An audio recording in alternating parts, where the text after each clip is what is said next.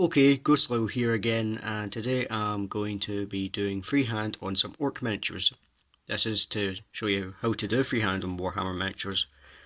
I just find orcs being the best to do, because like the orcs, everything looks okay on them, so if you make a mistake, it's easy to cover up. I've got two miniatures here, I've already based them. That one's still drying, this one's not, so we'll go into this one. For freehand, all what you're really going to need is a small layer brush. That's just so you can get detail on it.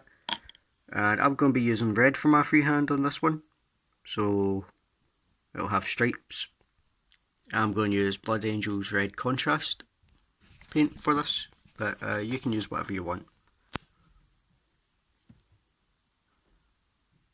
It's easy to do it in contrast because you can wipe it away quick before it dries if you make a mistake.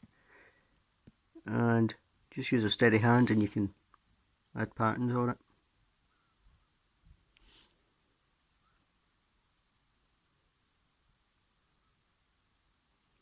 To eventually get something you like.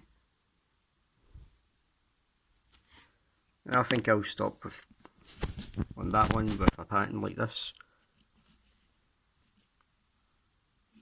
It's a bit large over here, but you can always fix that with a little bit of paint.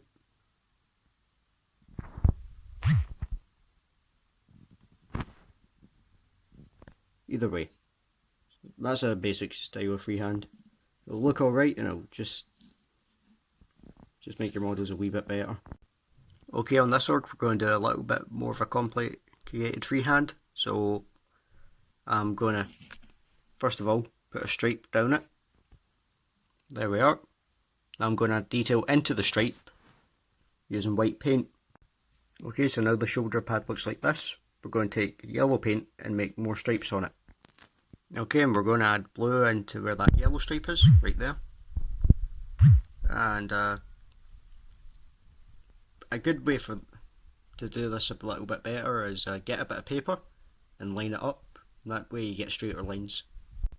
There we go, you can see this here. It wasn't coming up that well on camera, so I had to put a bit of paper in front of them.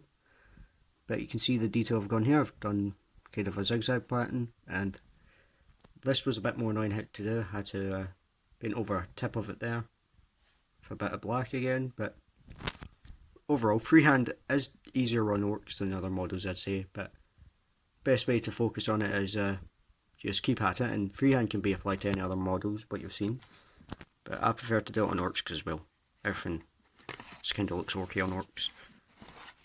Oh, that's all for today,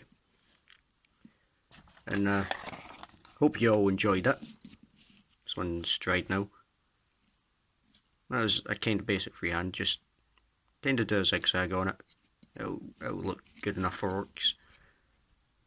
But here, I'd suggest using paper on them, because it helps you do a W. And all that kind of straight lines and whatnot. Either way, freehand for circles is a lot harder.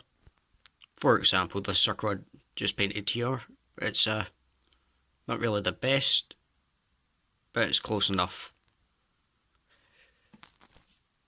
The best thing for freehand is just practicing a lot on sprues or models you're probably not going to use, and just keeping at it. Eventually we'll get good at freehand. My first freehand was terrible, they still kinda are. But bigger models are better for freehand, because well, I managed to put a tiny little grot on the top of a Dacker jet. Yep. That's a good looking bit of freehand. Over here I've got target symbol, which I did a week before I did the grot. See the difference. And anyway, just the best thing for freehand, like I said, just keep at it.